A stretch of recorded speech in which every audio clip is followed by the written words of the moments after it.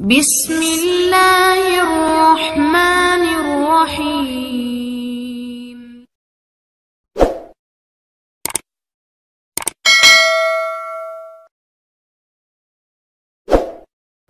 Alif Lam Mim ini termasuk ayat-ayat yang oleh para ulama dianggap mutasyabihat. Artinya kita tidak boleh memaksakan maknanya. Kita cukup iman bahwa itu dari Allah Subhanahu wa taala. Ini termasuk ayat-ayat yang kita percaya bahwa ada makna yang diinginkan Allah, tapi kita tidak perlu menduga-duga apa sepersisnya makna itu.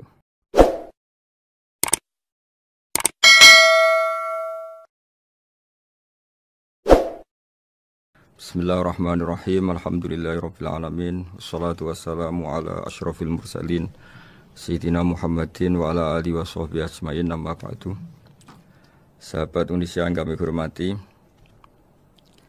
berikut kita mulai kajian tafsir yang dikeluarkan oleh UII. Mari kita mulai dengan surat Al-Baqarah. Bismillahirrahmanirrahim. Alif Lam Mim. Dzalikal kitabul la raiba fihi hudal lil muttaqin. Di sini diterjemahkan Alif Lam Mim ini termasuk ayat-ayat yang oleh para ulama dianggap mutasyabihat. Artinya kita tidak boleh memaksakan maknanya. Kita cukup iman bahwa itu dari Allah Subhanahu wa taala. Ini termasuk ayat-ayat yang kita percaya bahwa ada makna yang diinginkan Allah, tapi kita tidak perlu menduga-duga apa sepersisnya makna itu. Dzalikal kitabul la raiba fihi, kitab ini tidak ada yang diragukan. Hudal lil muttaqin, petunjuk bagi mereka yang bertakwa. Sahabat Indonesia yang kami cintai, yang kami hormati, muttaqin dari kata kerja ittaqa yattaqi ittiqaan. Maknanya adalah menjaga diri. Ada 3 kelas muttaqin dalam terminologi para ulama, istilah yang dikeluarkan para ulama. 1, muttaqin orang yang menghindari perilaku syirik atau perilaku kekafiran. Sehingga menurut para ulama, apapun faseknya seorang mukmin, apapun kelirunya orang mukmin, misalnya pernah mencuri, pernah korupsi, pernah apa saja, masih dianggap mukmin karena dia masih bertauhid la ilaha illallah Muhammadur Rasulullah. Ini muttaqin yang paling kelas pokok, kelas bawah. Kemudian ada muttaqin kelas kedua, yaitu mereka yang menghindari dosa besar tapi tidak bisa menghindari dosa kecil. Misalnya bisa menghindari dosa zina, tapi dia bisa menghindari dosa melihat perempuan yang bukan mahramnya, yang bukan halal bagi dia. Ketiga muttaqin paling ideal, yaitu menghindari dosa besar, juga menghindari dosa kecil, bahkan menghindari sesuatu yang tidak penting. Ini yang dalam terminologi ulama disebut para wali atau para ulama, yaitu yang dalam ayat ala inna awliya Allahi la khaufun alaihim wa lahum yahzanun. Ini penting kami jelaskan kelas-kelas muttaqin supaya bahwa mukmin tidak pernah keluar dari status iman meskipun dia pernah melakukan satu kesalahan besar. Karena yang dikatakan mukmin adalah siapapun yang meyakini kebenaran risalah Muhammad, risalah yang dibawa Muhammad, berarti dia mukmin. Soal dia melakukan dosa atau apa saja itu menjadikan dia fasik, tapi tidak keluar dari status mukmin. Ini yang dimaksud dalam sebuah hadis, man qala la ilaha illallah dakhalal jannah. Siapapun yang pernah melafadzkan la ilaha illallah iman, maka dia pasti nanti masuk surga. Kemudian ada beberapa pertanyaan dari para sahabat dengan masa lalu orang itu yang macam-macam, Nabi tetap menjawab meskipun dengan masa lalu yang macam-macam. Sebab itu perlu dikaji serius, sebagaimana ada yang ditafsir Sawi bahwa muttaqin itu dari kata kerja ittaqa yattaqi ittiqaan atau ittaqa yattaqi taqwan. Ini maknanya orang yang menjaga diri. Tentu menjaga diri ini ada yang kelas premium, kelas sempurna. Jadi sesuatu apa saja yang bahaya kita jaga, termasuk dosa kecil, melakukan hal yang tidak penting. Ada orang mukmin yang hanya bisa menjaga dari dosa kekafiran, dosa kemusyrikan. Ini pun dengan segala kesalahannya masih ada kemungkinan dimaafkan Allah. Karena Allah pernah berfirman, Innallaha la yaghfiru ayyushraka bihi wa yaghfiru ma duna dzalika liman yasha. Allah tidak akan memaafkan dosa syirik, tapi Allah masih bisa memaafkan atau masih berkenan memaafkan dosa di luar syirik. Kemudian yang perlu dimengerti oleh sahabat Indonesia adalah makna la raiba fihi. Ini yang perlu kami ungkap, bahwa Al-Quran ini tidak ada keraguan padanya. Tidak ada keraguan ini yang mudah kita teliti karena kita orang Indonesia, mungkin rasa-rasa sastra Arab enggak kental. Mari kita teliti dari segi makna, karena makna ini rasa dan rasa itu universal. Begini misalnya, dulu orang-orang kafir Mekah karena mereka penyembah berhala, penyembah Tuhan-Tuhan yang banyak, itu memprotes. Mereka memanggil tentu masih Muhammad, belum ya Rasulullah. Muhammad, kamu mengajak ke Tuhan berapa? Rasulullah menjawab, ke Tuhan yang satu. Lalu mereka bertanya, Muhammad urusan kita ini banyak, problem kita banyak. Tuhan banyak saja tidak bisa menyelesaikan, apalagi satu Tuhan. Ini yang diceritakan dalam sebagian ayat disebut, Aja'alal alihata ilaha wahida inna hadza lasyai'un ujab. Bagaimana mungkin Tuhan itu satu? Harusnya Tuhan itu banyak karena urusan kita banyak. Lalu Rasulullah dengan bimbingan Tuhan, bimbingan Allah mendatangi mereka, kemudian Nabi menjelaskan, Tuhan itu adalah ketua kalian, Tuhan itu adalah pimpinan kalian. Bagaimana kalau Anda jadi pembantu, kemudian punya majikan banyak, punya penguasa banyak, punya tuan banyak, kemudian semua tuan-tuan Anda ini memerintahkan Anda dengan perintah yang beda-beda. Apa kalian mau punya majikan atau pimpinan yang banyak? Mereka menjawab tidak, Muhammad. Terus mereka akhirnya sadar bahwa problem Tuhan banyak itu tentu lebih sulit, lebih problem. Karena nanti perintahnya beda-beda, keinginannya beda-beda. Mereka akhirnya tersadarkan bahwa sebaiknya atau seharusnya memang Tuhan itu satu. Jadi Rasulullah SAW menjelaskan logika bertauhid itu dengan sekian variasi, dengan sekian logika. Kemudian Nabi kedua juga menjelaskan logika kompetisi. Kata Nabi yang karena bimbingan Allah diberi satu pengertian. Andai kan Tuhan itu 2 atau 3, kemudian berebut dalam tahta arsy atau tahta yang di alam raya ini, sebagaimana lazimnya para penguasa, maka pasti ada yang menang, ada yang kalah. Dan yang kalah tentu gak layak sebagai Tuhan. Ini yang disebut wala ala ba'duhum ala ba'd. Tentu kalau Tuhan itu banyak, mereka akan berkompetisi, akan bertarung. Dan pasti pemenangnya ya satu, karena memang layak jadi Tuhan tetap satu. Sadarlah bahwa orang-orang kafir Quraisy, orang-orang kafir saat itu sadar pentingnya bertauhid. Ketiga, Nabi juga menjelaskan tauhid secara ilmu logika. Begini para pendengar. Kalau dalam teori ilmu tauhid yang agak jelimet dijelaskan begini.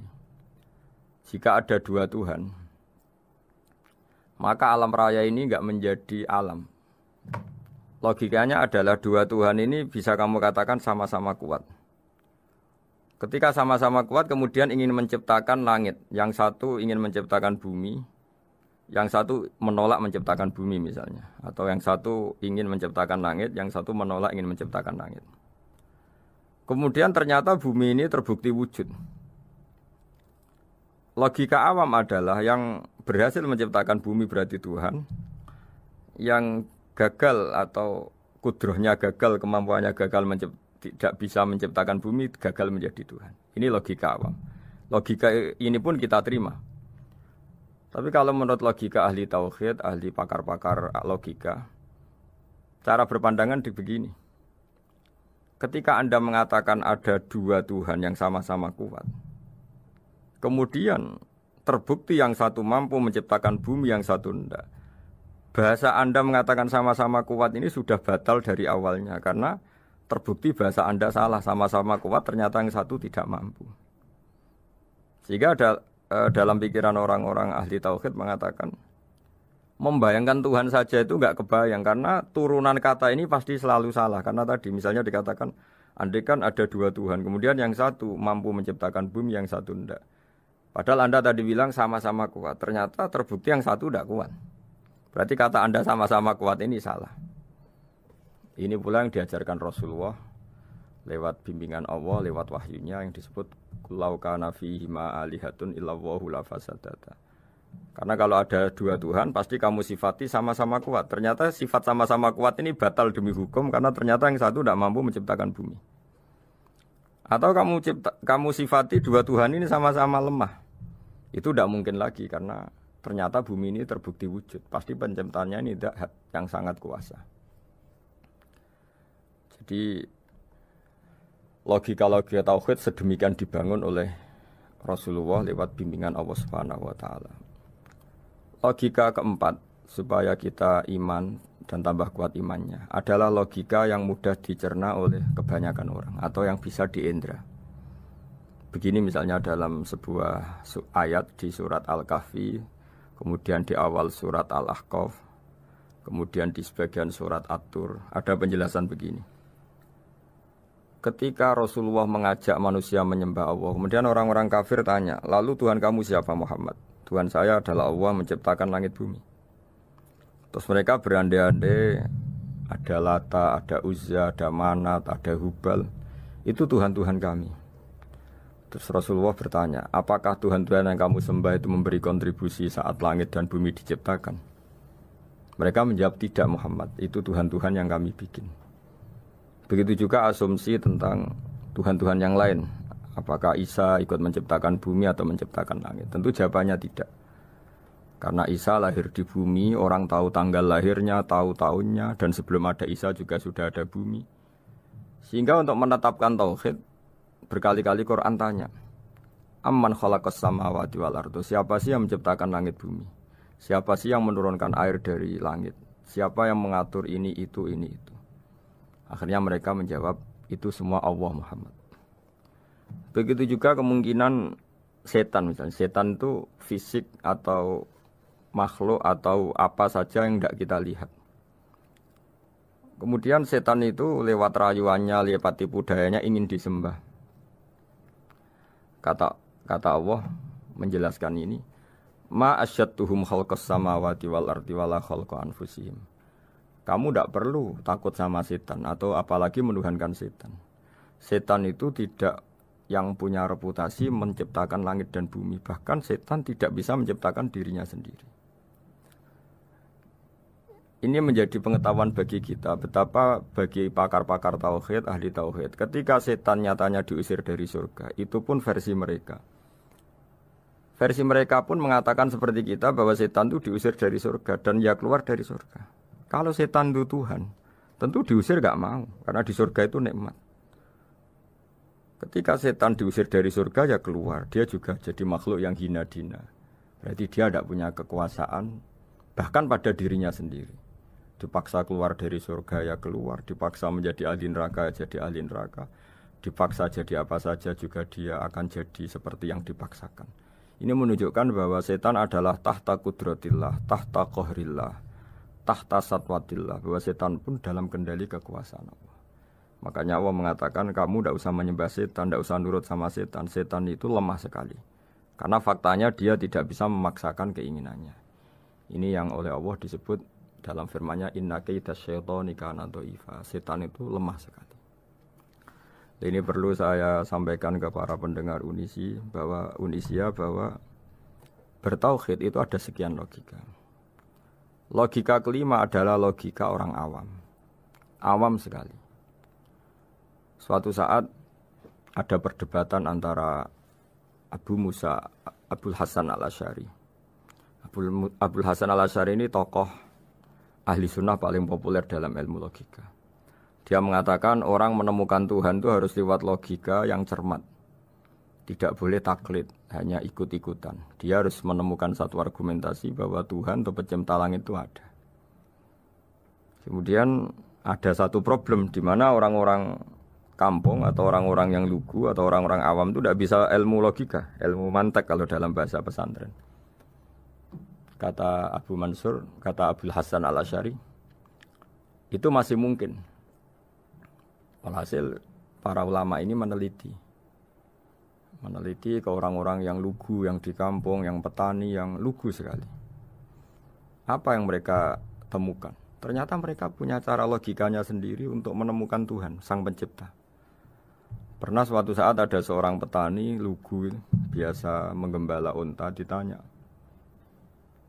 Bima araf tarubak, lalu kamu yang petani ini yang hanya ngurusi sawah, ngurusi ladang, dengan cara apa kamu tahu kalau Tuhan itu ada? Si petani tadi marah besar dan dia mengatakan, Al-ba'ratu tadullu alal ba'ir wa asharul aqdam yadullu alal masir. Kata petani tadi, yang namanya ada kotoran unta, pasti ada untanya. Yang namanya ada jejak kaki, pasti ada yang barusan lewat. Artinya kalau ada makhluk, pasti ada pencipta. Ini logika awam yang mudah. Kita tidak mungkin mengatakan bumi ini pencipta, mengatakan matahari pencipta. Kelihatan sekali kebendaannya, kelihatan sekali bahwa bumi matahari tidak punya ikhtiar, tidak punya kekuatan. Kelihatan sekali sifat-sifat kemakhlukannya. Jika benda-benda ini karuan makhluk, pasti menunjukkan bahwa ada penciptanya, ada khaliknya. Dalam logika Bedui tadi, si Bedui tadi, kalau ada kotoran sapi, pasti ada sapinya. Meskipun sapinya sudah sekarang nggak terlihat, mungkin sudah jalan kemana. Sama, kalau ada jejak kaki, meskipun orang yang tadi lewat sudah kita nggak tahu, tapi kita pasti tahu, pasti ada yang lewat. Ini yang dimaksud dalam bahasa Arab, al-ba'ratu tadullu alal ba'ir. Kalau ada kotoran sapi atau kotoran unta, pasti ada untanya. Wa atharul aqdam yadullu alal masir. Kalau ada jejak orang lewat, pasti tadi ada orang lewat. Nah, semua metode ini digunakan semua oleh Rasulullah. Logika yang bagi intelektual, logika bagi kaum awam, logika bagi kaum menengah, ya tidak awam, tidak intelektual. Semuanya digunakan, semuanya jadi media untuk memastikan bahwa logika tauhid ini logika pilihan, logika yang benar-benar logika. Sehingga dalam banyak ayat disebut agama ini liqaum yaqilun, liqaum yatafakkarun, bagi kaum yang bisa berpikir, bagi kaum yang punya akal. Lalu kemudian kami teruskan alladzina yu'minuna bil ghaibi. Ini kata ghaibi bukan kayak dalam bahasa Indonesia misalnya setan atau hantu disebut barang gaib. Kata ghaibi dalam bahasa Arab adalah perbandingan atau lawan kata dari al-musyahad yang bisa disaksikan langsung lewat indera. Kita orang mukmin iman bahwa surga ada, padahal kita tidak pernah melihat surga. Kita mukmin iman bahwa neraka ada, padahal kita belum pernah melihat neraka. Ini sesuatu yang maghoba anil absor, yang mata kita tidak melihat, fisik kita tidak menyentuh. Kita pun iman. Asal sesuatu itu mansus ya, dikatakan secara eksplisit oleh Quran dan hadis. Kalau dalam bahasa usul fikih disebut al-mansus. Ciri mukmin diantaranya adalah yang paling pokok alladzina yu'minuna bil ghaibi. Iman dengan sesuatu yang enggak kelihatan. Lalu kemudian para ulama cara pandang beda-beda. Bedanya bukan karena mereka bertentangan enggak, tapi ini menurut kelas rasa yang berbeda-beda. Bagi orang-orang sufi ya, Allah itu tidak bisa dikatakan al-ghaib, sesuatu yang enggak kelihatan. Karena Allah itu begitu jelas, az-zahir. Kata orang sufi, Allah itu zahir. Begitu juga dalam Asmaul Husna disebut Allah itu az-zahir, begitu jelas.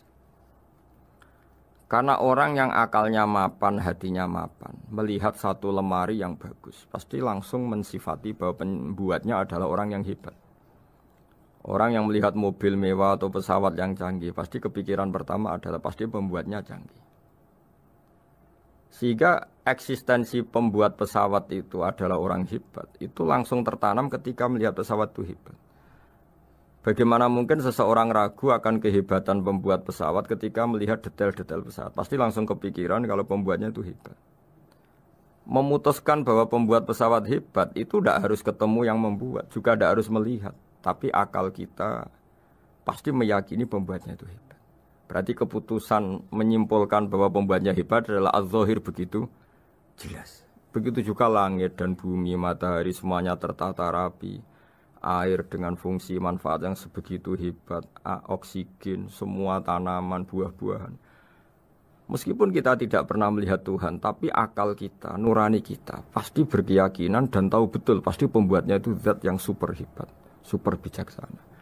Sehingga dalam kategori ini Allah tidak bisa dikatakan suatu yang enggak tersentuh, yang enggak terjangkau. Allah itu adz-dzahir, begitu jelas. Sehingga di antara Asmaul Husna disebut adz-dzahir. Sebab itu saya menganjurkan, atau saya punya saran bahwa alladzina yu'minuna bil ghaibi itu contoh paling mudah itu kayak surga, kayak neraka. Kalau Allah sendiri itu adz-dzahir, mudah diketahui. Karena tadi orang yang melihat pesawat canggih pasti saat itu juga berkeyakinan dan itu pasti benar, pasti pembuatnya juga canggih. Nah, di sini disebut alam raya ini ayat, semuanya itu bukti kekuasaan Allah. Dalam syair-syair orang sufi masyhur sekali itu wa fi kulli syai'in lahu ayatun yadullu ala annahul wahidu. Setiap sesuatu kejadian di alam raya adalah bukti keesaan Allah, bukti eksistensi Allah Subhanahu wa taala. Sehingga dalam satu kisah, normalnya orang itu paling tahu itu dengan dirinya sendiri. Karena dia adalah dia. Tapi kalau Imam Sibawayh, seorang pakar nahwu, mengatakan a'raful ma'arif Allah. Di alam raya ini yang paling mudah dikenali itu ya Allah, pencipta. Karena andai kan kita sendirian di hutan, kemudian kita mulai punya akal, kita mungkin tidak tahu diri kita ini siapa. Tapi setidaknya kita langsung menyimpulkan bahwa kita tidak bisa menciptakan diri kita sendiri. Ketika kita berkesimpulan tidak bisa menciptakan diri kita sendiri, pasti kita terus berkesimpulan ada di luar kita yang menciptakan kita. Nah, sebab itu kenapa sifat mencipta ini yang pertama kali dikenalkan oleh Allah kepada nabinya untuk dikenalkan kepada umatnya. Yaitu disebut Iqra bismi rabbikal ladzi khalaq. Muhammad, bacalah dengan nama Tuhanmu. Sifat Tuhan yang paling mudah dikenali oleh siapapun adalah sifat pencipta. Karena ketika seseorang yakin dia lahir sudah ada bumi, dia lahir sudah ada langit, dia pasti akan tahu bahwa dia ada penciptanya. Sehingga paling mudah mensifati Allah atau mensifati Tuhan adalah bismi rabbikal ladzi khalaq. Terus kemudian di antara ciri orang baik adalah wa yuqimunas shalat. Kemudian beriman kepada yang gaib, menegakkan salat. Kata menegakkan adalah dari kata menjaga aturan-aturan atau sesuai aturan-aturan salat. Kita tahu dalam salat ini ada beberapa syarat yang harus dipenuhi. Misalnya harus wudu, harus suci di tempat yang suci. Terus ada syarat-syarat dalam internal sholat, dia harus baca Fatihah, harus tumakninah, macam-macam. Itu eksistensi definisi sholat. Kemudian kata berdiri juga diartikan para ulama, eksistensi sholat harus diketahui secara publik, secara sosial. Karena sesuatu itu punya eksistensi kalau jadi konsensus atau diakui oleh publik. Di sini agama mewajibkan sholat jamaah. Kata banyak ulama, jamaah itu fardu kifayah. Bahkan ada yang mengatakan fardu ain. Harus dijalankan orang banyak secara massal dan harus di tempat yang terbuka. Sehingga kata para ahli fikih, andaikan ada orang jamaah di dalam rumah tidak diketahui oleh banyak orang, belum mencukupi atau belum menggugurkan kewajiban jamaah. Sehingga eksistensi sholat harus diketahui secara publik. Sehingga dulu Rasulullah itu kalau sholat ya di masjid dan masjidnya terbuka. Sampai sekarang kita pun menyaksikan semua umat Islam kalau sholat di masjid yang terbuka. Sehingga dunia non-muslim pun tahu bahwa dalam Islam ada ritual, ya, ada ibadah yang bernama sholat. Hikmah kedua dengan cara terbuka seperti ini, sholat itu menjadi gak pernah rubah mulai zaman Nabi sampai kiamat. Dengan tradisi jamaah berarti kaifiyah atau cara sholat ini permanen. Bapak kita sholat ya seperti itu, imam seperti itu, anak cucu kita akan meniru kita ya seperti itu. Sehingga nggak ada varian-varian yang hanya berdasar subjektivitas musolli yang sholat. Taruh saja kita misalnya jadi seorang sufi yang baru takut sama Allah atau baru usul kalau dalam bahasa sufi. Kemudian kita sholat sendiri di rumah, mungkin dengan gaya menangis, terseduh-seduh, macam-macam. Ini tentu tidak baik sebagai standar sholat.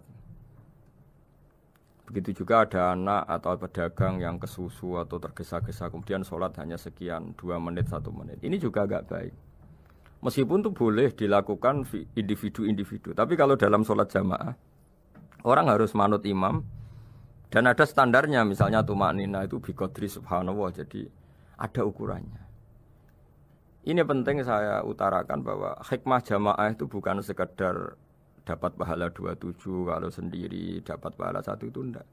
Tapi ini menjaga eksistensi sholat supaya ya seperti ini terus sampai kiamat. Sehingga orang Indonesia atau orang Afrika, orang mana saja itu ketika haji atau ketika saling berkunjung di negara lain itu enggak akan kaget dengan cara-cara sholatnya karena seluruh dunia kaifiyahnya caranya sama. Ini semua barokah dari jamaah. Maka Rasulullah itu enggak banyak ngendikan tentang caranya sholat. Beliau hanya ngendikan shollu kama ra'aitumuni usolli. Sudahlah kamu pokoknya makmum saya. Nanti caranya kamu sholat sama seperti saya seperti ini. Sehingga kata menegakkan sholat adalah bisa kita tegakkan kalau kita aparat negara ya bikin-bikin aturan supaya eksistensi sholat enggak terganggu. Kalau kita seorang kultural juga mensuasanakan sholat. Dan supaya kefiahnya atau caranya sholat ini benar, kita tradisikan jamaah. Sehingga anak kecil ngikuti yang besar, yang bodoh ngikuti yang pinter dengan satu cara. Itu barokahnya jamaah. Sehingga wayukimuna sholat itu, sholat kita dirikan baik secara personal. Dengan cara-cara tumaknina, kita suci di tempat yang suci. Maupun kita tegakkan, kita maklumatkan, kita jadikan konsensus bahwa sholat ya seperti ini. Sehingga ada khayal-khayal lagi dalam Islam. Misalnya nyuwun sewu ada aliran yang mengatakan ya kalau Tuhan itu kan enggak bebas arah, bebas tempat. Terus dulu pernah ada orang sesat sholat sampai 4 rakaat 4 arah, alasannya Tuhan itu tanpa arah. Enggak akan terjadi seperti itu. Karena ijma'nya umat Islam, konsensus umat Islam akan menolak faham yang seperti itu. Jadi saya mohon sekali ini pentingnya jamaah. Dengan jamaah maka caranya sholat, cara meyakini madhab kiblat dan sebagainya terjaga ila yaumil kiamah sampai hari kiamat.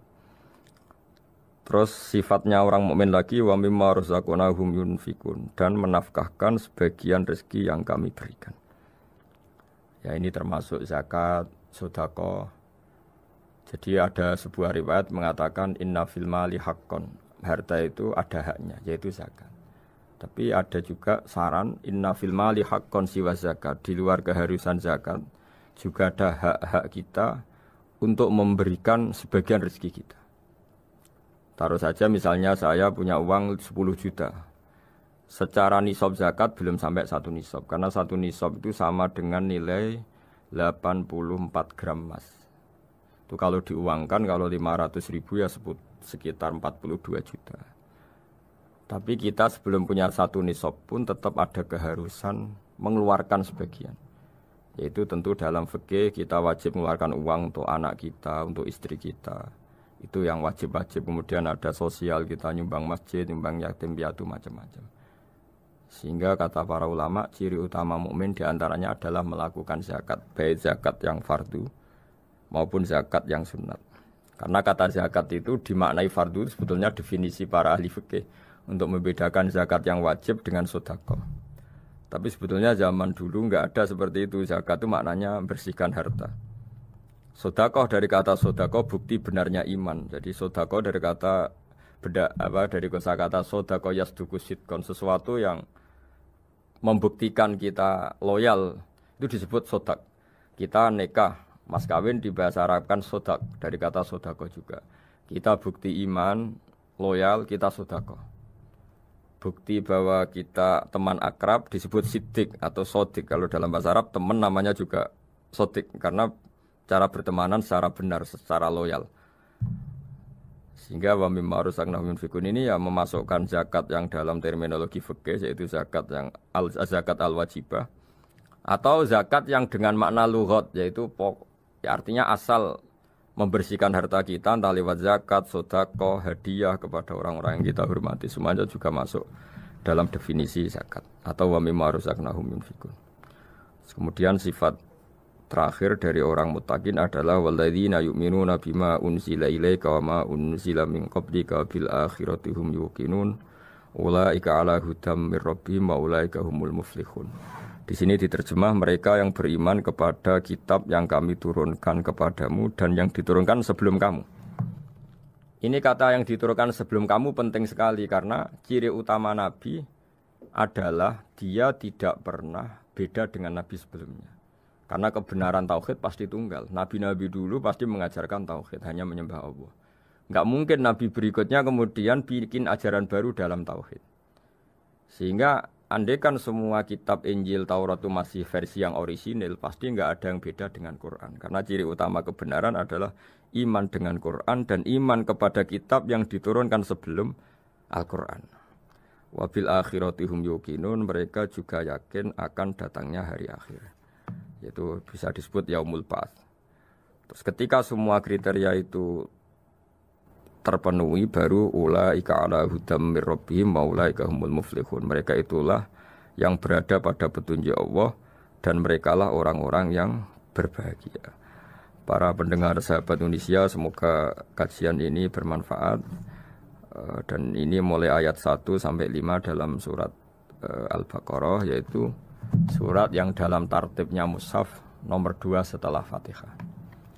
Jadi kalau dalam ulumul Quran disebut ada surat yang berdasar nuzulul Quran, yaitu surat Iqra, kemudian Muddatsir. Ada urutan surat yang berdasar tartibul mushaf, yaitu yang kita punyai sekarang, yaitu Fatihah, terus Baqarah dan seterusnya. Dan urutan-urutan ini pun sesuai petunjuk Rasulullah SAW.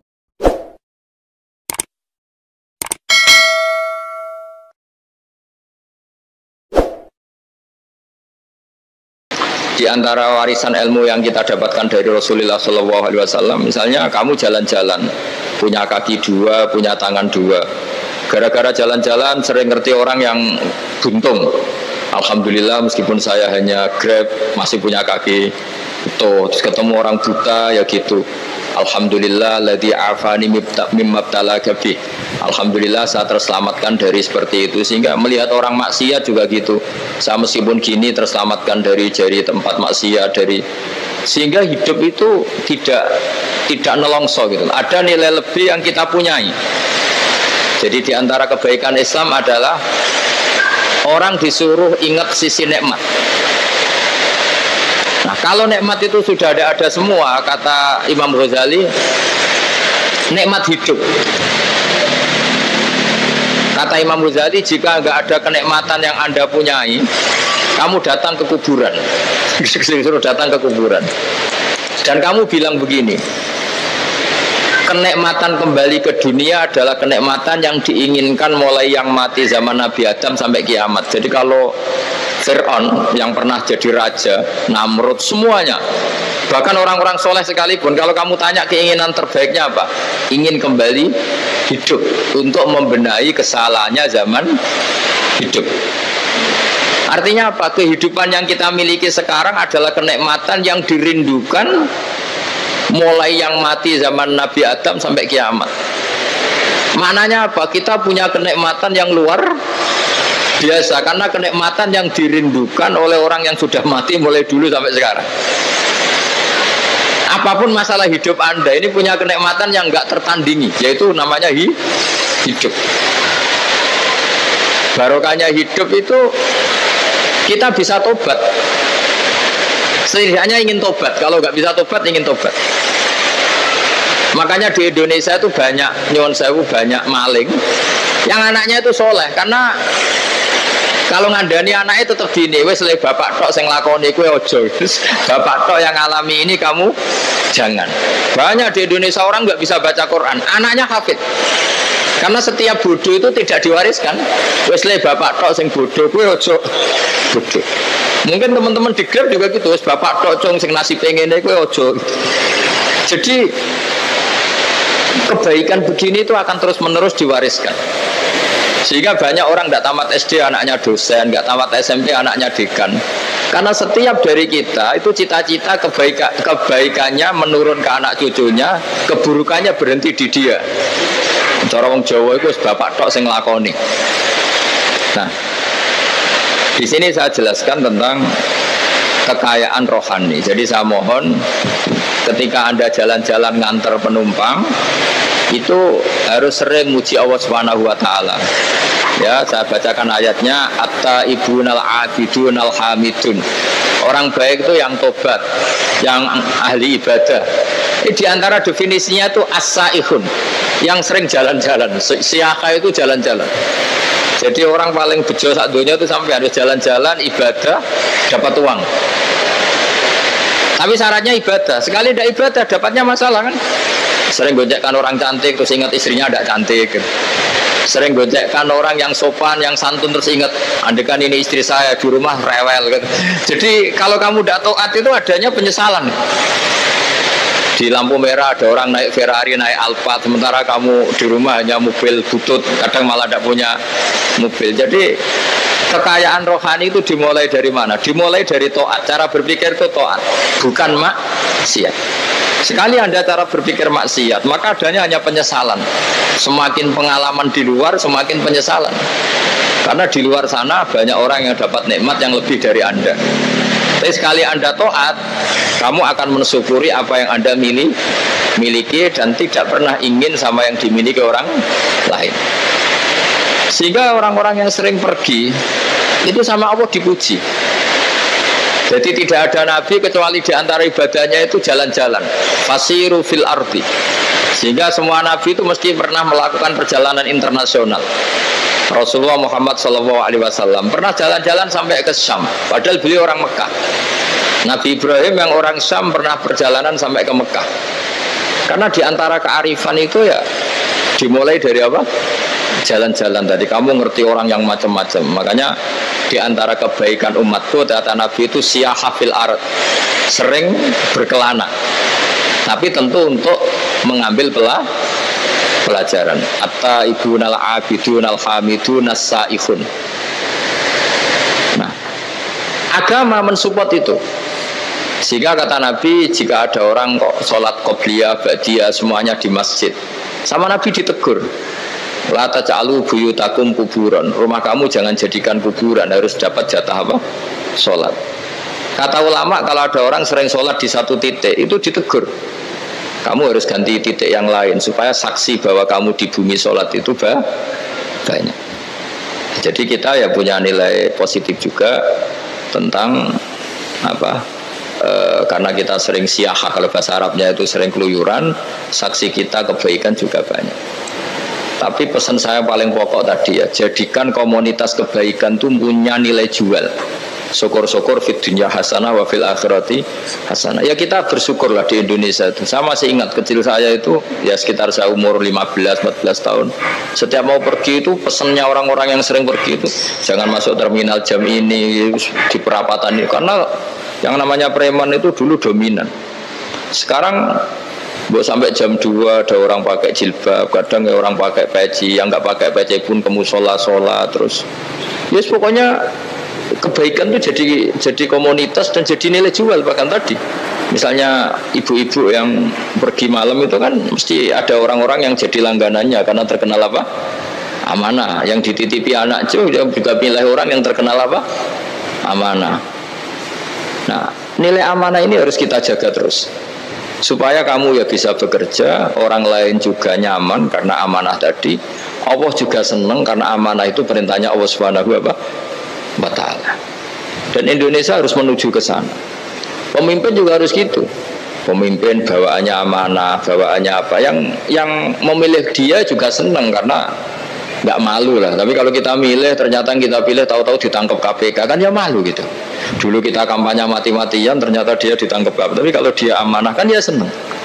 Sama kalau tukang Grab ketangkep satu karena penodaan atau karena pengkhianatan, yang malu juga semua karena kadang-kadang nanti digeneralisir seakan-akan semuanya seperti itu. Tapi dengan reputasi panjang nggak pernah terjadi apa-apa dalam Grab kan otomatis lainnya juga terangkat. Nah, ini yang dimaksud wa'tamiru bainakum bima'ruf. Jadikan kebaikan itu urusan bersama. Makanya andekan negara itu sudah mengoptimalkan polisi, TNI untuk meringkus preman, oke itu baik. Tapi ya lebih awet lagi kalau itu ditopang masyarakat. Karena yang yang nggak amanah terkucilkan, terus akhirnya Grabnya nggak laku, akhirnya dia dipecat, akhirnya kan yang maksiat hilang, yang kriminal hilang, yang ada hanya Grab-Grab yang baik. Begitu juga di dunia apapun, itu yang dimaksud wa'tamiru bainakum bima'ruf. Jadikan kebaikan ini urusan apa? Bersama. Nah karena kita baik, otomatis jadi teladan yang baik bagi anak kita, istri kita, tetangga kita. Dan karena kita baik maka terhormat. Sehingga orang melihat Grab itu simpatik, respect, karena reputasinya baik. Nah karena orang respect tidak dicibir, barokahnya tidak dicibir, tidak mangkel. Barokahnya tidak mangkel, tidak saling ejek, bahkan tidak saling bunuh. Coba kalau kita jelek, dicibir orang, kita dalam keadaan mabuk, tidak terkontrol, bunuh. Jadi efek dari maksiat itu begitu buruknya. Sehingga penelitian itu mengatakan kebanyakan kecelakaan ya pemicu utamanya rata-rata ya nyupir dalam keadaan mabuk. Beberapa nyuwun sewu kasus-kasus kriminal rata-rata ya dipicu oleh hal-hal seperti itu. Makanya meskipun di luar saya tolong hindari narkoba, hindari hal-hal yang maksiat supaya pekerjaan Anda ini barokah.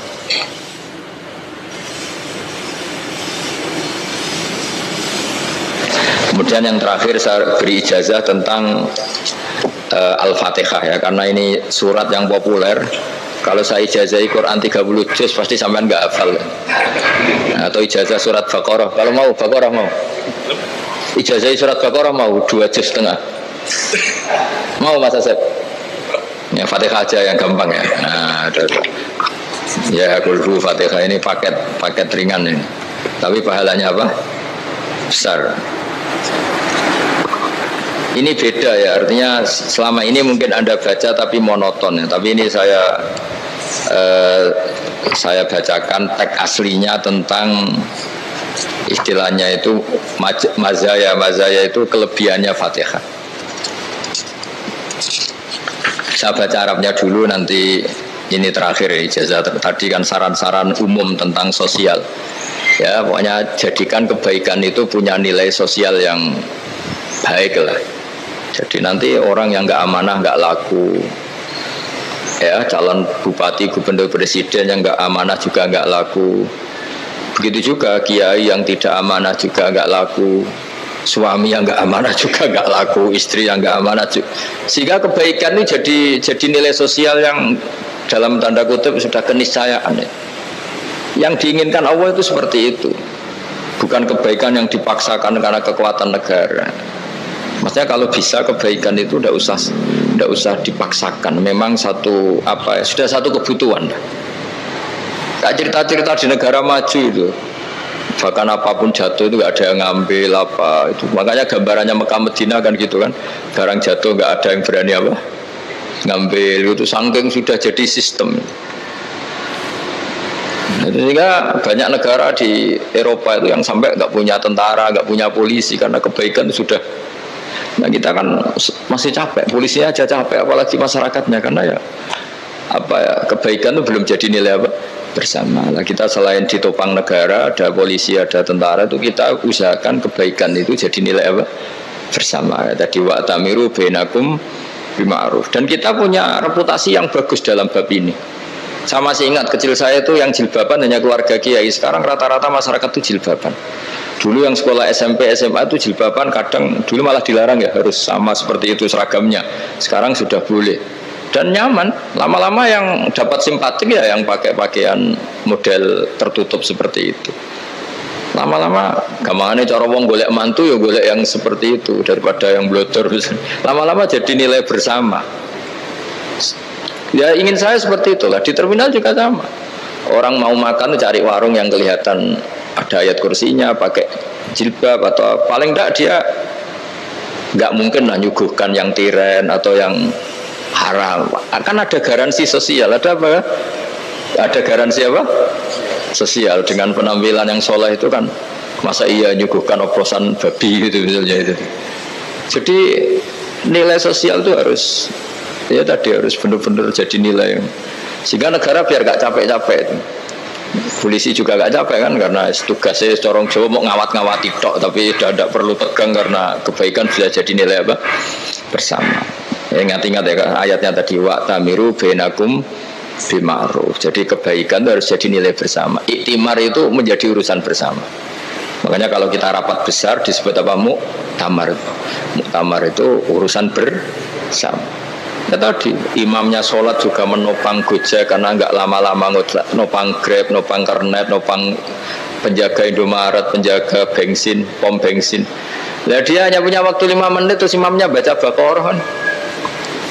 Iya imamnya mursyid, mungkin dia tambah lama tambah dapat aplaus dari muhibbinnya, tapi makmumnya dia tambah lama tambah dapat penghormatan dari pecintanya, tapi kitanya wah khusyuk wali kan dia dapat status naik lah, kita yang sudah tidak ikut jadi wali diganggu apa pekerjaannya. Kalau ada imam seperti itu sampai mufarokoh saja, niat ya Allah sampai sini saja saya makmum orang itu, silakan orang itu punya urusan sendiri dengan jenengan ya sudah atau salib saja apa ya, itu boleh. Kalau dalam fikih namanya apa? Mufarokoh. Mufarokoh itu niat, tapi kamu jangan langsung selonong mufarokoh, niat dulu pamit sama Allah bahwa sekarang mau mufarokoh. Ya, tapi ya jadi sholat yang aneh kan, imamnya masih rukuk, kamu terus sujud, terus apa-apa selesai ya. Mungkin dalam pandangan itu orang lain ini maksudnya makmum gimana ini kok begini. Tapi sudahlah Allah Maha tahu. Nah, insya Allah dimaklumi. Ya saya baca tentang Fatihah ya, karena sampean pasti sering baca Fatihah. Supaya apa sekaligus jadi jimat lah gitu. Jadi kalau kamu sering di jalan-jalan yang mungkin sepi atau mungkin kan tidak semua teman Grab itu nasibnya bagus yang di Semarang Jogja, mungkin yang di Kalimantan di Papua kan ada yang 10 kilo gak ketemu rumah ya kan, ya lihat di TV itu kan kasihan kan, sudah 10 kilo gak ketemu rumah, penumpangnya kuwekar preman tuh kan, ini makan orang enggak kan, udah kan ujiannya dua. Kalau penumpangnya cantik itu ya kecoba syahwat, kalau preman takut. Jadi orang itu selalu ujian itu. Sing sedengan itu kan jarang orang itu. Jadi kalau penumpangnya perempuan cantik ujiannya itu syahwat, kalau preman ujiannya ketakutan. Kalau orang yang lemah bawa uang ujiannya kamu ingin garong. Jadi hidup itu memang semuanya ujian. Liyabluwakum ayyukum ahsanu amala. Makanya saya sering ditanya oleh teman-teman, Gus, nah ujiannya kenal wong wedok elek piye? Sama, kenal wong ayu ujiannya syahwat, kenal wong elek ujiannya ngenyek, itu sama-sama dosa. Syahwat ya dosa, ngenyek juga dosa. Wah elek keriting untune metu ya dosa ngomong gitu. Kadang-kadang orang berpikir enak kancanan wong elek gak dosa. Kata siapa kancanan wong elek itu ya dosa karena bawaannya ngenyek. Ngenyek itu menyepelekan itu. Makanya saya itu ya gak mau berteman sampean. Nanti kan bawaannya ngenyek atau seneng ya tidak tahu. Ya sudah ada takdir saja kalau ketemu ya tak ulang ngaji gitu. Tapi ini ngaji terakhir, setelah ini ngaji biasa aja, tidak usah resmi gini. Ngaji kok resmi aneh. Pokoknya nanti suatu saat kalau pandemi sudah berlalu saya akan ngaji Rebona. Ini ngaji. Ini ngaji yang kurang bagus karena ngatur kiai kurang berkah ini. Nanti tapi ya lumayan lah masih mau ngaji. Ngaji kok tanggal ini jam ini. Sekarang suatu saat kamu tak panggil, Mas Wahyu datang ke sini jam ini, tidak mesti bisa. Mungkin pas ada acara apa, oh, maaf ke sini pas ngecek pas apa.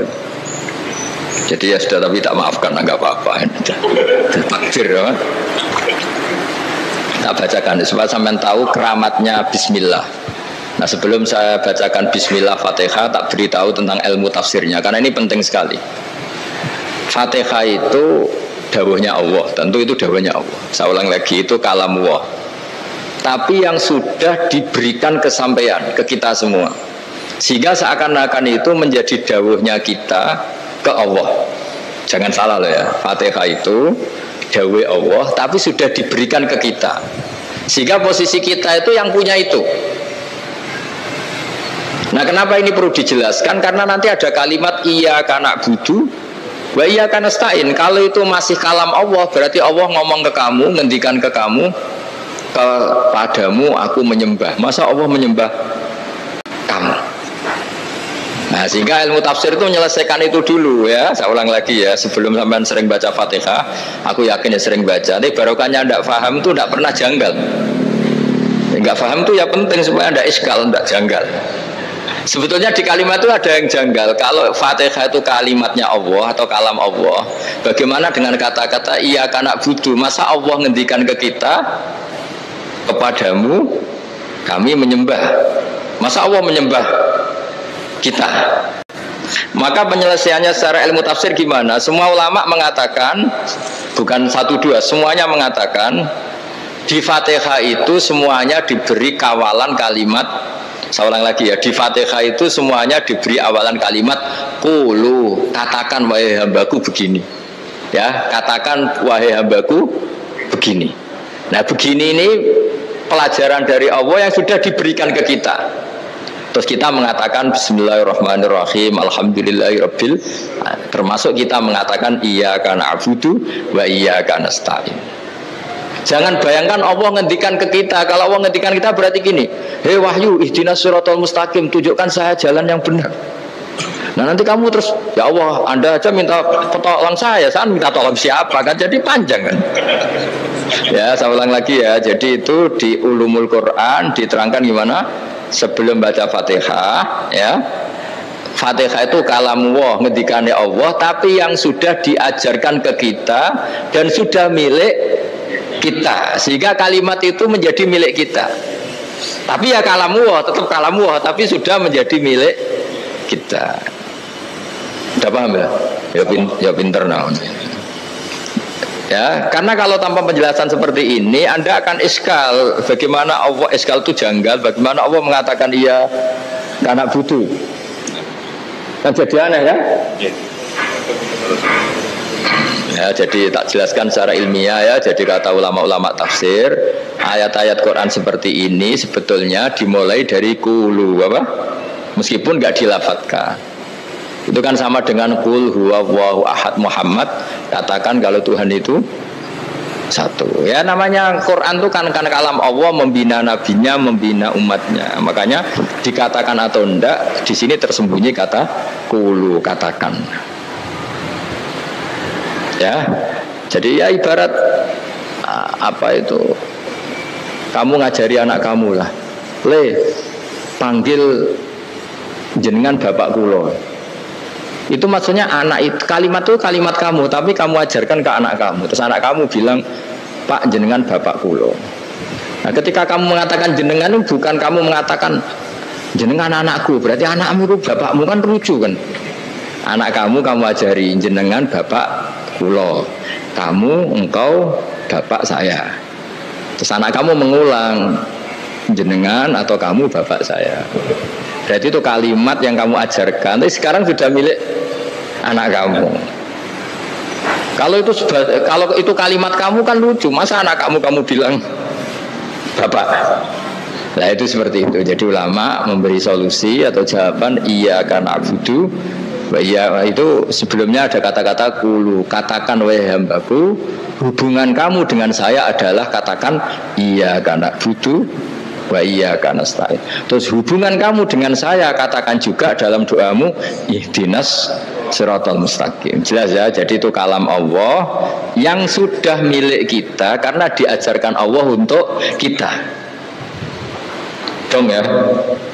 Ya sudah dong gak jelas gak. Tapi bagus, gak jelas itu bagus. Kalau kamu jelas gak jadi dikrem, jadi gubernur.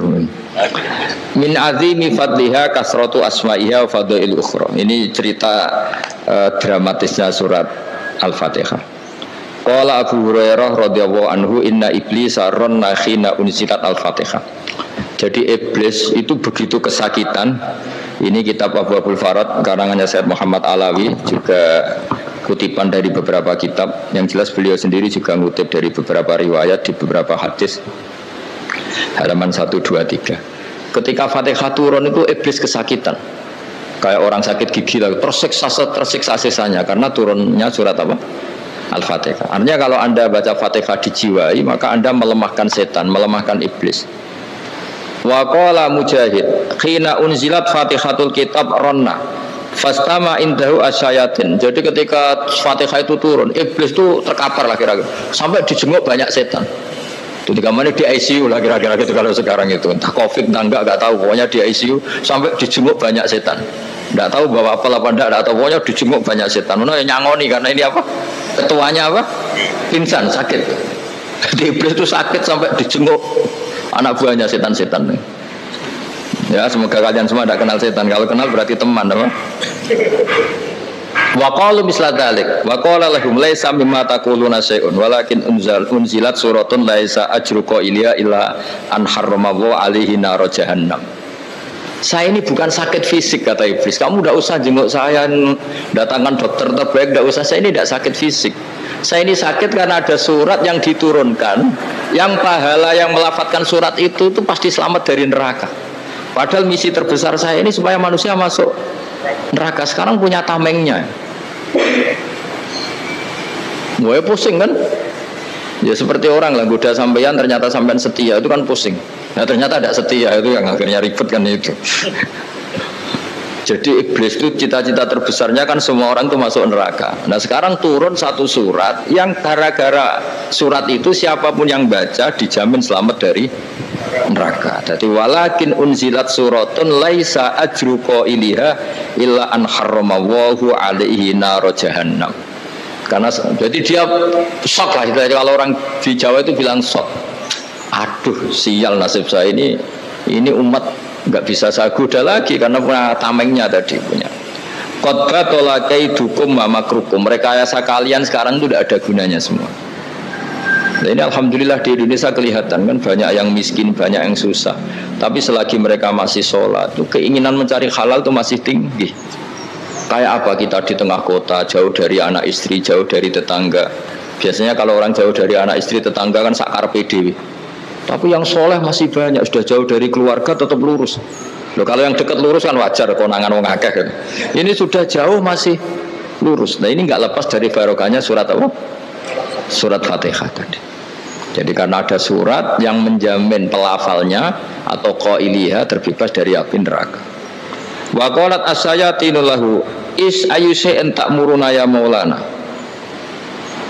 Faqala lahum idhabu wajtahidu hatta tukhfilu qulubahum hatta la yaqulu hadhihi surah. Lalu kita gimana? Jari para setan begitu. Lalu kita gimana? Terus kata iblis, sudah bikin mereka lupa sehingga tidak baca lagi. Selagi masih baca kita pasti keok. Jadi kalau sampean sudah jarang baca Fatihah itu berarti sudah bagian dari kemenangan apa? Iblis. Jadi kalau sampean sudah jarang baca Fatihah itu berarti bagian dari kekalahan Anda, kemenangan iblis. Masih sering baca? Alhamdulillah. Berapa kali? Saya kali sholat. Terus apa lagi? Ya, kalau ngajar ini itu juga saya juga. Kok 5 kali tok itu? Berarti pas sholat fardu tok itu. Enggak 5 kali itu mendingan itu 17. Kamu itu ngitungnya jangan 5 ini. 5 waktu itu berarti lumayan kan? Berapa? 17 ya? Ya.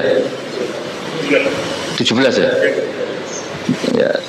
17. Tapi kalau makmum tuh sering separuh kan, apalagi makmum tarawih. Ya kan? Makmum tarawih itu bacanya Fatihah ada yang sempurna enggak ya? Ya enggak lah. Baru alhamdulillah rabbil alamin mampu ruku ikut ruku ini gitu. Makmum kan yang tarawih lah Mas. Kalau tarawih jarang sempurna ya. Fatihahnya itu. Kan imam sudah ruku. Kamu bacanya Fatihah sampai mana tuh? Baru setengah ya. Ya paling pas tarawih aja kan enggak sempurna ya. Apalagi kalau imamnya sing kilat tuh waduh malah.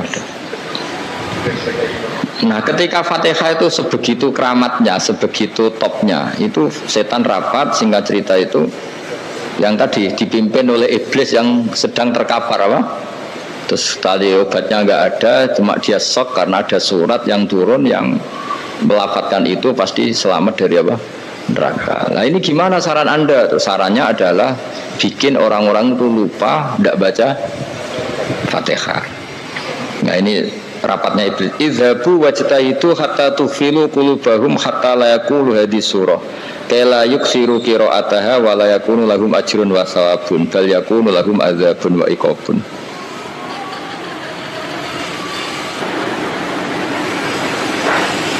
Jadi saya mohon selama ini Anda sudah baca, tapi mungkin hanya rutin saja. Napa rutin saja? Jadi barokahnya ngaji ini kamu punya kekuatan atau punya semangat membaca karena ini surat yang luar biasa. Ibarat gini, kalau sampean tanya, saya juga sering mikir, masa Gus hanya surat kok punya kekuatan seperti itu?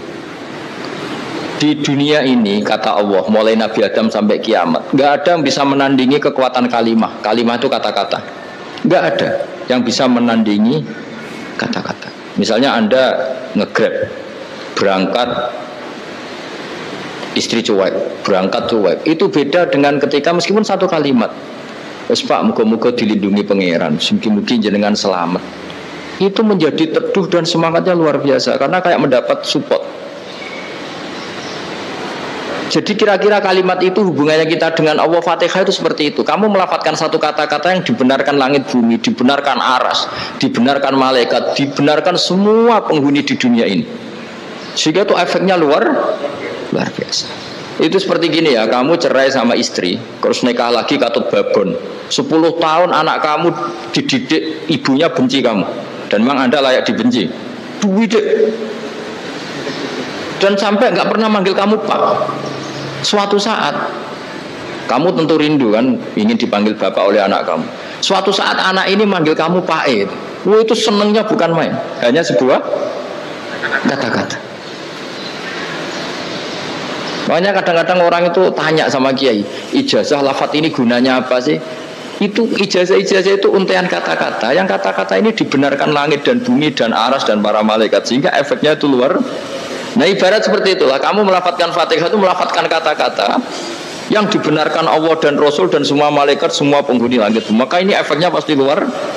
Nah di sini lah orang-orang dulu itu tahu keramatnya itu, sehingga ketika melawan Belanda, melawan Jepang dulu itu kalimat-kalimat itu menjadi mantra yang luar biasa. Doa lah, doa yang luar biasa. Tapi di era modern karena orang sudah tidak ngerti itu, dianggap itu mantra, jimat, khurafat, bid'ah, waduh ribet meneh malah. Sebetulnya tidak seperti itu. Memang kata-kata ini kekuatannya luar biasa. Sama kesakitan hati kamu juga karena itu. Wis ngojek wangilan. Lha Pak di bojo kok kowe gagah tok kere. Wah, iku seling terus mesti. Padahal kalimat itu kan tidak melukai secara fisik, tapi apa kerjanya sesuk sarasa-rasen. Karena terus dengan pengadilan seperti itu kan, ngapain kerja demi perempuan yang seperti ini? Lagi-lagi kata-kata ini luar. Nah bayangkan kalau kata-kata itu adalah kalimat yang diajarkan Allah lewat Rasulnya, lewat malaikat Jibril. Kayak apa kekuatannya itu? Nah, kira-kira Fatihah itu gitu. Kalimat yang baik, kalimatan thayyibah diajarkan oleh Allah dan Rasul. Kayak apa kira-kira kekuatannya? Pasti luar biasa. Wong support yang dikatakan istri kita, anak kita aja luar biasa. Apalagi ini support yang diajarkan Allah dan Rasul. Ya makanya saya mohon kalau baca Fatihah, baca kalimat-kalimat thayyibah ketika sholat itu dijiwai. Ya misalnya Rabbana lakal hamdu mil'us samawati wa mil'ul ardi wa mil'u ma syi'ta min syai'im. Engkau zat yang layak dipuji, dan pujian ini memenuhi langit dan bumi. Karena kita tahu nggak ada sejengkal di alam raya ini kecuali di situ ada rahmat Allah.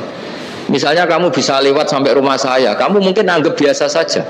Coba kalau ngalami likuifaksi, tahu-tahu bumi ini ambles, bisa ngelewati yang likuifaksi itu luar. Tanyakan orang pernah ngalami likuifaksi di Sulawesi, itu melihat bumi bisa diinjak gak ambles itu, wah luar. Sama nggak ngalami itu sehingga lewat bumi ya biasa aja. Coba kalau ngalami seperti tidur, ya biasa aja. Coba kalau ada gempa, bahwa bumi tenang ini sudah nikmat yang luar biasa. Masa kamu ngakuin nikmat nunggu digituin? Ya kan? Nah, makanya baca Fatihah dijiwai lah bahwa ini kalimat yang luar biasa. Nah, saya teruskan ya. Warwa Muslimun fi sahihihi an Ibnu Abbas radhiyallahu anhuma annahu qala bainama Jibril alaihi salam qaidun dan Nabi itsami anaqidan min fawqi farafa ra'sahu faqala hadza babun minas sama futihal yawma lam yuftaqadu ilal yaum fanazala minhu malakun faqala hadza malakun nazala ilal ardi wa lam yanzil qattu illal yauma fasallim waqal abshir binuraini qad utitahuma lam yu'tahuma nabiyyun qablak fatihatul kitab wa khawatimu suratil baqarah. Jadi suatu saat Jibril ini jagongan kira-kira gitu sama Rasulullah.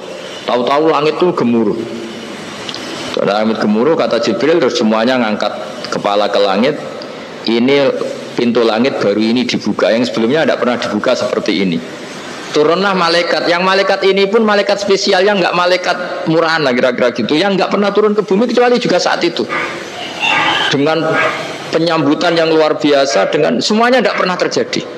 Hanya karena bahwa surat Fatihah. Jadi ini surat yang luar biasa, pengawalannya lewat malaikat yang spesial, nggak pernah turun di bumi kecuali saat itu. Penyambutannya juga nggak pernah seperti itu, baru seperti itu. Jadi semuanya itu spesial. Nah, kenapa ini spesial? Karena di situ ada isi puja-puji kepada Allah Subhanahu wa ta'ala. Ada ikrar kita, alhamdulillah rabbil alamin ar-rahmanir rahim. Ikrar ini penting. Kalau contoh paling gampang gitulah, kamu punya istri selama ini cerewet terus, suatu saat ngomong, Pak, tak angen-angen rawono wong lanang koyo sampeyan. Itu langsung tidak ada lelaki sebaik engkau. Itu sama senengnya, masya Allah, karena ada ikrar dari seorang istri ke kamu. Nah, bayangkan kalau ikrar kita sebagai hamba diakui oleh Allah Subhanahu, maka ikrar ini akan dicatat sebagai kebaikan kita yang kita pandang nanti di akhirat. Karena ada ikrar. Kita ikrar bahwa alhamdulillah rabbil alamin, kita ikrar ar-rahmanir rahim, kita ikrar maliki yaumiddin, kita ikrar iyyaka na'budu wa iyyaka nasta'in. Sampean misalnya jadi orang Indonesia, ketemu orang Indonesia yang makmur di Jerman, terus lupa Indonesia. Kamu orang Indonesia? Enggak, saya enggak orang Indonesia. Mangkel gak kira-kira? Mangkel. Karena salah ikrar kan gitu. Ya, jadi saya mohon jangan anggap kalimat itu hal yang biasa, tapi luar biasa. Nggih, ngoten mawon. Assalamualaikum warahmatullahi wabarakatuh.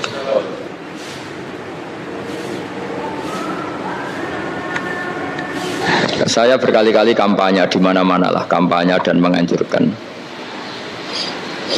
Di antara catatan dalam Suhufi Ibrahim wa Musa kan ada kan di Quran itu yang dinamakan lampiran-lampiran wasiatnya Nabi Ibrahim dan Nabi apa? Musa. Itu diantara catatannya begini, orang yang punya akal itu adalah orang yang bisa menikmati sesuatu yang baik. Misalnya gini, contoh gampang gini, kamu punya anak pertama atau punya anak yang masih kecil, itu gendong tuh senangnya bukan main, melihat anak sehat tuh senangnya bukan main. Mungkin saat itu banyak orang yang sedang maksiat dengan perempuan nakal atau dengan teman-teman nakalnya, yang nganggap seperti itu tidak nikmat. Tapi andaikan ini ditimbang ya ditimbang. Yang maksiat betulan, misalnya paling ukuran bahagianya itu 70%. Tapi yang ini, yang nimang anak baru lahir atau masih kecil, corong Jawa ngeloni anak, bisa saja bahagianya itu sampai 100%. Artinya selama ini kesalahan kita adalah nganggap maksiat itu pasti menyenangkan dan taat itu tidak menyenangkan. Makanya saya berkali-kali fatwa, untuk melawan kenikmatan maksiat, orang harus terbiasa menikmati taat, menikmati kebaikan. Jangan kira kita nimang istri nikmat, nimang anak nikmat, ketemu teman yang lama tidak ketemu juga nikmat. Artinya kita akan melewati berjam-jam untuk jagungan sama teman, sama anak, sama istri. Dan itu harus kamu nikmati, supaya mengganti tidak berkebutuhan nikmat yang lewat jalur maksiat. Jadi saya mohon sarana-sarana yang menyenangkan itu, yang taat itu kita maksimalkan. Makanya bapak saya tuh sering pesen, kowe nak ngaji sing guyon, sing seneng. Nanti wong maksiat tuh karena cari kesenangan. Coba kalau kesenangan itu sudah didapatkan saat taat, maka tidak butuh lagi kesenangan yang berbentuk maksiat. Makanya orang-orang wali dulu kalau sudah sholat itu gak bisa berhenti karena merasa nikmat. Makanya Nabi pernah ngendikan wa qurratu aini fi sholat, nyaman saya itu kalau sedang sholat. Itu tadi. Bayangkan kalau besok itu pasti mati. Makanya latihannya harus gitu. Bayangkan besok itu pasti mati. Berarti itu hari terakhir kamu. Ya, hari dengan merasa hari terakhir itu kalau kamu maksiat kan malu. Waduh, mati pas. Makanya sholli sholata muwaddiin. Kamu sholat seakan-akan itu sholat terakhir. Dan bayangkan akhirat itu wa'mal li akhiratika ka'annaka tamutu, dan bayangkan akhirat itu besok kamu mati. Sehingga ketemu istri ya seneng karena ini pertemuan terakhir, ketemu anak ya seneng ini pertemuan terakhir, sholat juga tenanan karena ini sholat terakhir. Sehingga kalau mau maksiat tuh takut, jangan-jangan ini kehidupan saya terakhir kok tak pakai seperti ini. Nah, jadi di antara resepnya itu apa tadi? Nganggep Ya ibadah itu menyenangkan, nah, gitu. Pinter.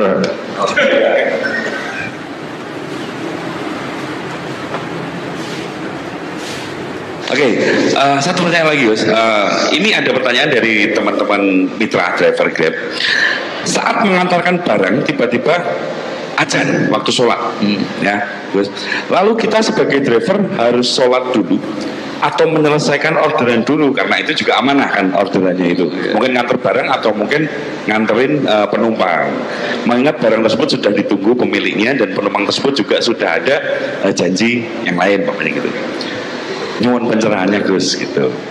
Begini ya, ini kan fikih sosial ya. Saya jawab, ini memang harus pakai fikih, nggak pakai rasa. Saya ulang lagi, pakai fikih, nggak pakai rasa. Waktu sholat itu kan banyak ya, diantaranya maghrib dan isya, duhur dan asar, terus subuh sendiri. Ya, ben sampean belajar fikih, orang belajar tasawuf ya. Nah, kalau subuh itu tidak ada toleransinya kalau waktunya sudah tinggal 10 menit karena tidak ada jamak. Ya, tidak ada apa? Jamak. Sehingga misalnya kalau kamu ngojek waktu tinggal 10 menit ya harus sholat. Tapi kalau sekedar dengar azan ya, ini penanyanya kayaknya itu teman kamu, jadi fikihnya kayak kamu, nggak jelas. Azan itu kan bukan akhir waktu sholat. Azan itu bukan akhir waktu sholat, tapi awal sholat. Itu tidak harus supir Grab, tidak harus supir Gojek. Meskipun kamu makan ada azan ya teruskan saja, kan tidak akhir waktu sholat. Anda menerima tamu, gendong anak, atau sedang nyupir, atau sedang bercengkrama sama teman. Kalau ada azan ya nggak apa-apa, misalnya diteruskan. Kan bukan akhir waktu sholat. Yang benar-benar harus ditinggalkan itu kalau waktu sholat misalnya tinggal 7 menit. Atau tinggal 8 menit. Waktu yang mau tidak mau kamu harus tasarrufkan, kamu peruntukkan injury time gitu. Ya, injury time. Ya, gitu aja kok nggak tahu ya. Nah, lalu misalnya, kalau pertanyaan tadi mestinya kelasnya itu kelas afdoliyah. Utamanya gimana? Kalau wajibnya belum ada karena kan waktunya masih panjang. Jadi pertanyaannya bukan wajibnya tapi sebaiknya, karena ini semuanya belum mendesak kan. Andai kan kamu teruskan nganter barang kan tidak ada jaminan waktunya habis. Padahal kalau kamu memaksa sholat, mungkin citra kamu sebagai supir Grab tidak baik karena dianggap mengabaikan konsumen. Nah, terus kedua menyangkut jarak. Oke, seperti itu. Nah, sekarang kalau pertanyaannya dibalik, makanya yang dibalik ini agak ribet. Waktu sholat tinggal 8 menit.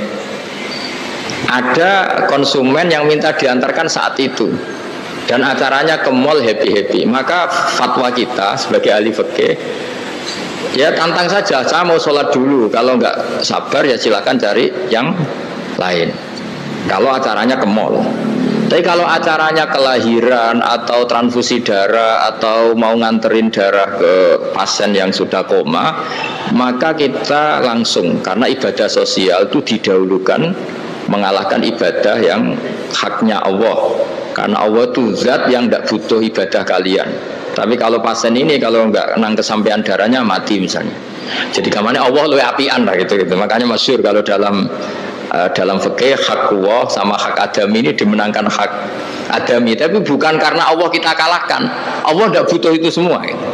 Jadi dikalahkan tapi bukan karena kalah, justru karena tidak butuh. Ya ibarat gini lah, Allah itu saking baiknya. Baiknya Allah kan pasti di atas orang tua kita. Itu pasti, saya ulang lagi, baiknya Allah pasti di atas orang tua kita. Orang tua kita saja baik, apalagi Allah.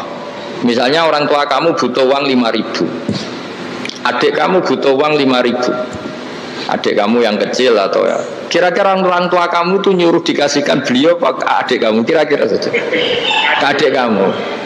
Nah, Allah itu saking baiknya, hal yang terkait Allah, misalnya tadi sholat tepat waktu sama ibadah sosial, itu disuruh ibadah sosial. Karena ini kalau nggak kesampaian transfusi darahnya atau apalah, atau kamu dokter yang harus mengurus operasi, waktunya tinggal 5 menit, kamu harus ngoperasi pasien dulu, karena Allah bisa Alhamdulillahirabbil alamin. Begitu tadi telah kita simak bersama-sama ceramah pengajian dari guru kita Gus Bah atau Kiai Haji Bahuddin Nur Salim di channel Konco Ngaji. channel Konco Ngaji, channelnya konco-konco yang suka mengaji lewat online begitu ya. Oke teman-teman semuanya, terima kasih yang sudah menyimak video ini sampai ke penghujung ya. Semoga kita semuanya selalu dalam lindungan Allah Subhanahu wa Ta'ala, dijauhkan dari segala mara bahaya, dijauhkan dari sifat-sifat atau perbuatan yang melanggar norma agama, dan selalu istiqomah untuk menjalankan perintah-perintahnya, tentunya tetap sebagai umat Islam, iman Islam sampai kapanpun begitu ya. Oke teman-teman, untuk video kali ini kita sudah sekian dulu. Semoga saja bisa menjadi pencerahan buat kita semuanya. Bila mana teman-teman ada yang mau mengulangi dari awal lagi supaya lebih paham, silakan saja, dan bisa disambung lagi di kesempatan lain ya. Video ini kita sudahi untuk sekian dulu. Bila mana masih ingin berlanjut, silahkan di kanal Konco Ngaji, cari di beranda kami, banyak sekali, silahkan ikuti atau pilih satu persatu, silahkan saja. Atau nanti besok juga bisa saya upload yang lain, silahkan mengikuti lagi. Atau di channel lain juga banyak sekali juga, silahkan, terserah teman-teman semuanya. Untuk kali ini kita sudahi ya.